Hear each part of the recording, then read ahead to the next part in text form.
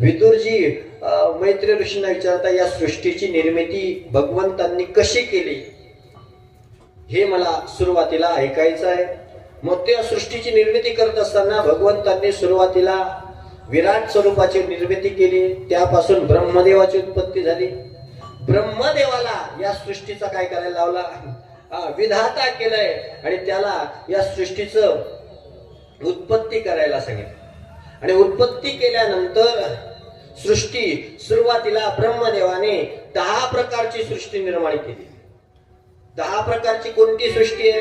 पहिली सृष्टी ब्रह्मदेवाने निर्माण केली ती महत्त्वाची, दुसरी अहंकाराची, तिसरी भूत सर्गाची, चौथी इंद्रियाची, 5वी सृष्टी सात्विक अहंकारापासून उत्पन्न झालेल्या इंद्रियांच्या अधिष्ठात्री देवतांची, मन या सृष्टीच्या अंतर्गत येतं. 6वी सृष्टी अविद्येची आहे. त्यानंतर 7वी सृष्टी जी भगवंतांनी निर्माण केलेली आहे ती 6 प्रकारचे त्यामध्ये वनस्पती, औषधी, तुक्सार, विरुद्ध, द्रुम, खालून वर वाढणारे प्राणी आहेत. या प्रकारे 8वी सृष्टी भगवंतांनी जी तयार केली ती पशुपक्ष्यांची. 9वी सृष्टी जी भगवंतांनी निर्माण केली त्या 9व्या सृष्टीमध्ये मनुष्यांची गणना होते. आणि 10वी सृष्टी देव, पितर, असुर, गंधर्व, अप्सरा, यक्ष, राक्षस, सिद्ध, चाणर या विद्याधर, भूत, प्रेत, पिशाच, किन्नर, किंपुरुष, अश्वमुख, भेदादी देव दृश्यसृष्टी 8 प्रकारचे आहेत. अशा प्रकारची 10 प्रकारची सृष्टी निर्माण केली आहे. आणि या 10 प्रकारच्या सृष्टीला राहण्यासाठी, नांदण्यासाठी भगवंतांनी ब्रह्मदेवाने वेळ निर्माण केली आहे. त्याचं नाव आहे काळ निर्माण केला आहे. हा काळ कशा प्रकारचा आहे?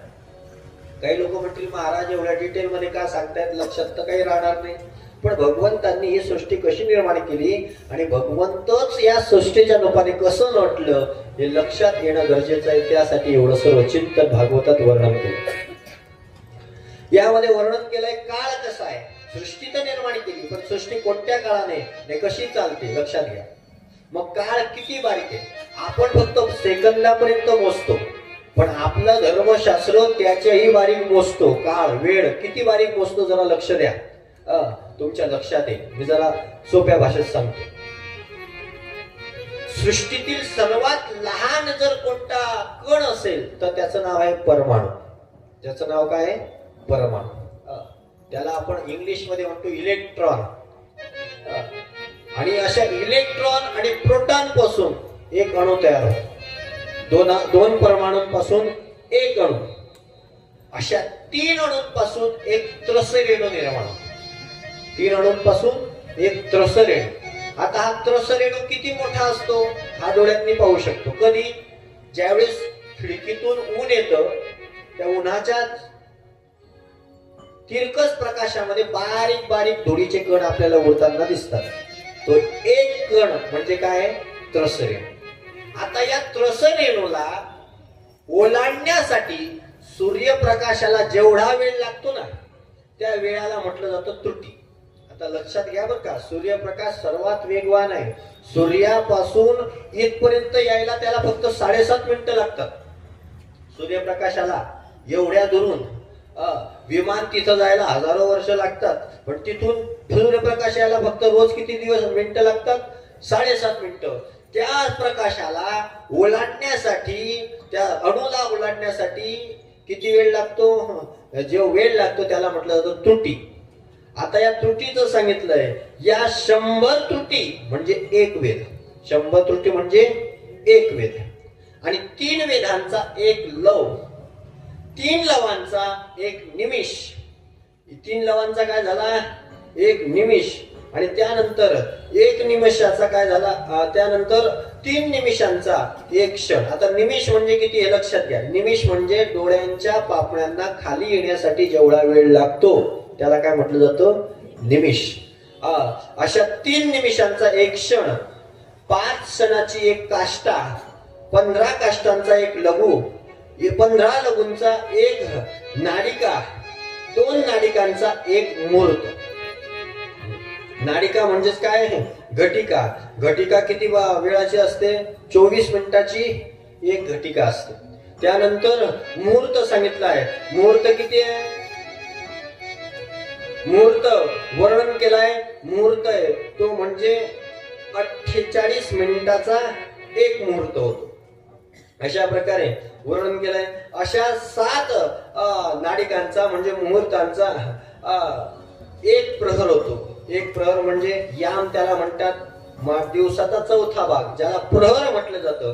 दिवसाला 4 प्रहर आहे आणि रात्रीला 4 प्रहर आहे. म्हणजे एक प्रहर किती तासाचा झाला?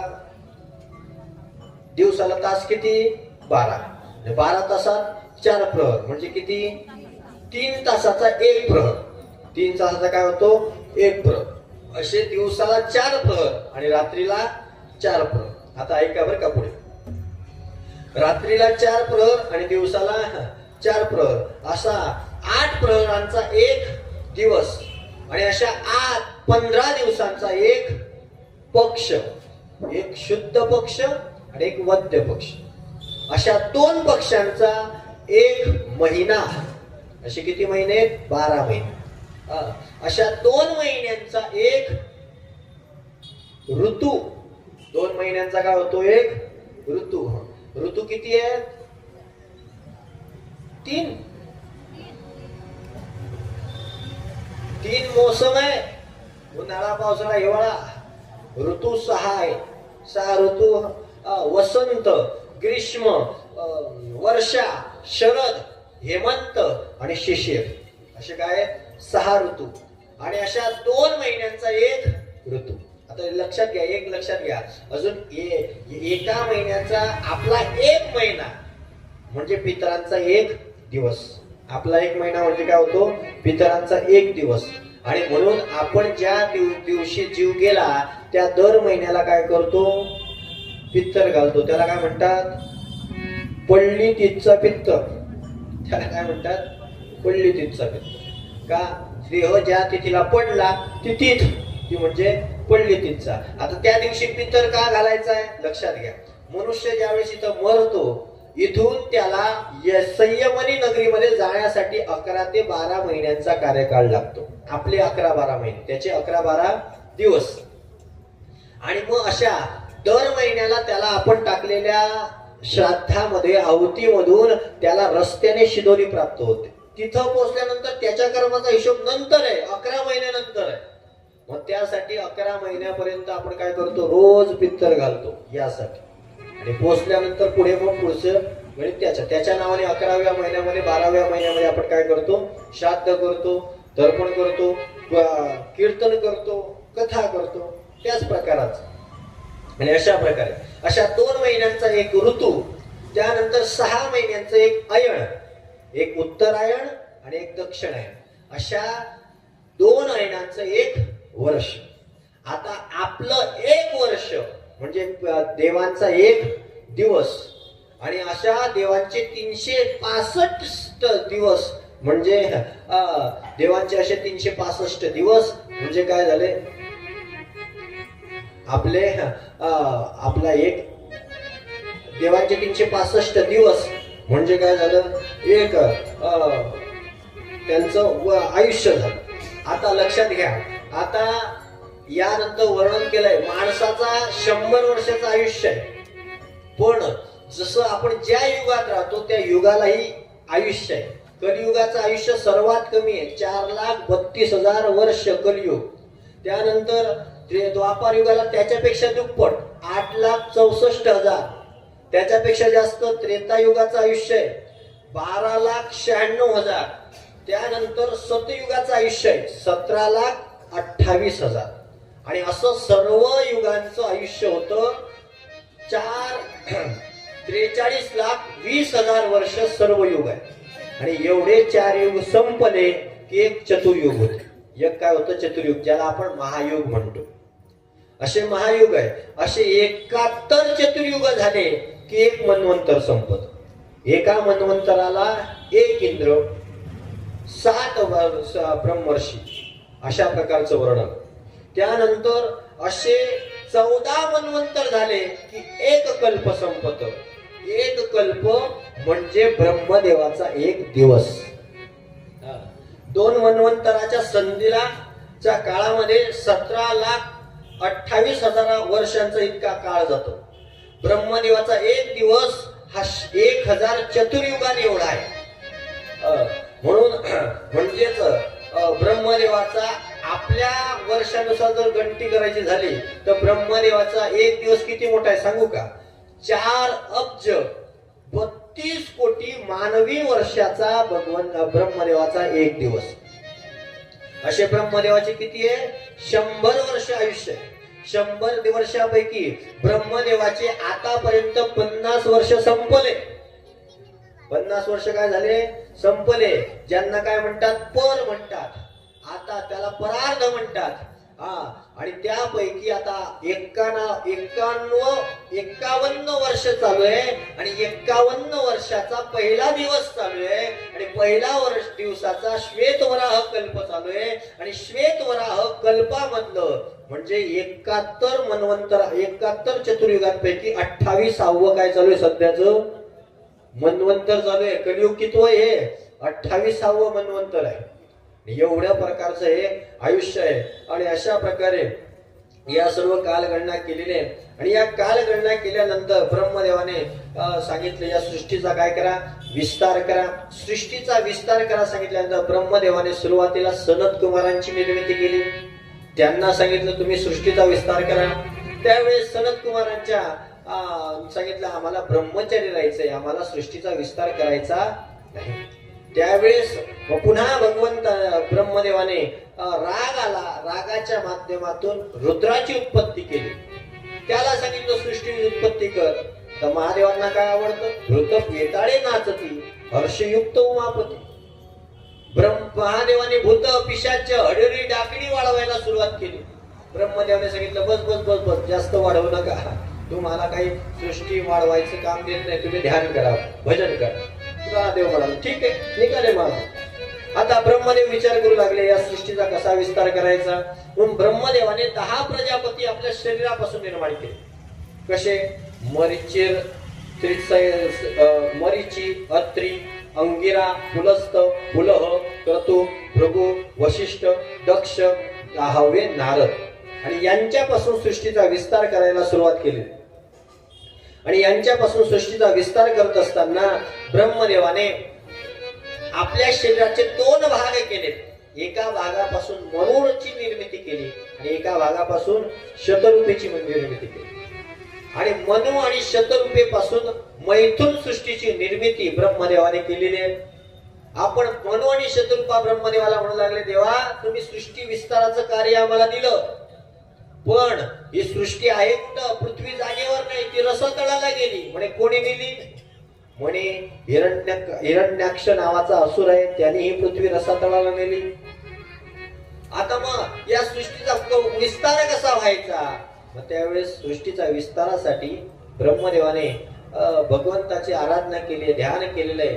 ब्रह्मदेवाला शिंक आली आणि शिंकेमधून भगवान वराह प्रकट झाले. आता महत्वाचा मुद्दा हा हिरण्यकश्यप कोण होता? कोणाचा मुलगा होता? हा होता कश्यप आणि दितीचा पुत्र. हा हिरण्याक्ष कोणाचा मुलगा आहे? हिरण्याक्ष कश्यप आणि दितीचा मुलगा आहे. आणि यांनी काय केलं? यांनी एका दिवशी संध्याकाळच्या वेळेला दितीला काम वासना उत्पन्न झाली. कश्यप मुनी नाही म्हणत असताना सुद्धा पतीला काम वासनेस भरीस पाडलं. त्यावेळेस कश्यपाने तिला शाप दिला, अवेळी अकृत्य करायला लावते म्हणून तुझ्या पोटी 2 असुर मुलं जन्माला येतील. एक झाला हिरण्याक्ष, एक झाला हिरण्यकश्यप. आणि 2 मुलांच्या राहण्यासाठी या दितीने 100 वर्षापर्यंत गर्भ धरून ठेवला. पण शेवटी सर्व देवांनी प्रार्थना केली, जन्म दिला. या हिरण्यक्षाला आपल्या ताकदीचा गर्व म्हणून याने पृथ्वीला रसातळात नेला. भगवंतांनी वराह अवतार धारण केला आणि काय केलाय? त्या हिरण्याक्षाशी युद्ध केलं आणि युद्धाच्या माध्यमातून त्या हिरण्याक्षाचा काय केलाय? वध केलेला आहे. आणि हिरण्याक्षाचा वध केल्यानंतर पृथ्वी पुन्हा वरती आणली. मनु आणि शतरूपेला सांगितलं तुम्ही काय करा? यावर सुखाने राज्य करा. आणि सुखाने राज्य करा सांगितल्यानंतर मनु राजाने आपल्या पत्नीपासून 2 मुलं आणि 3 मुली यांना काय केलंय उत्पन्न केले. आता मुलींच्याही वंशाचं वर्णन आहे आणि मुलांचंही वंशाचं वर्णन आहे.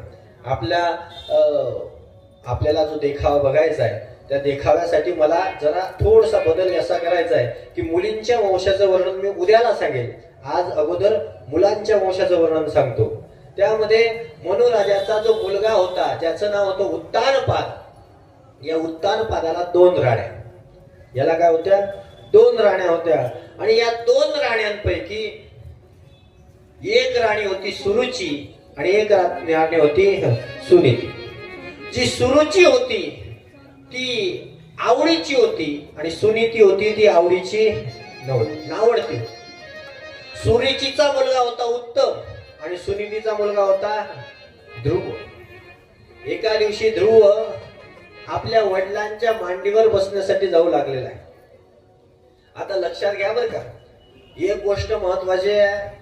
या कथा नुसत्या ऐकायच्या नाही, ह्या आपल्या जीवनात कशा लागतात हे बघायचं. उत्तानपादाची कथा आहे. उत्तानपाद कोण?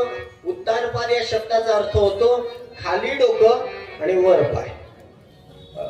असा जो जन्माला येतो त्याला काय म्हणतात? उत्तानपाद. आपण सर्व कसे जन्माला आले? आपण पायाळू का डोकाळू आहे? सर्व डोकाळूच आहेत. एखादा क्वचितच पायाळू असतो. म्हणून खाली डोकं वर पाय करूनच जन्माला आलो म्हणून आपण सर्व उत्तानपादच आहोत. आपल्यालाही 2 राण्या आहेत, एक सुरुची आणि एक सुनीती. आवडती नावडती. सुरुची कोणती? सुरुची म्हणजे मनाला आवडतं ते करायचं. आणि सुनीती कोणती? शास्त्राने सांगितलं ते करायचं. मला सांगा, शास्त्राने सांगितलेलं आवडतं का मनाने केलेलं आवडतं? आपल्याला कोणतं आवडतं? शास्त्राने सांगितलेलं. खरं बोला. मी तुम्हाला उदाहरण पटकन सांगतो.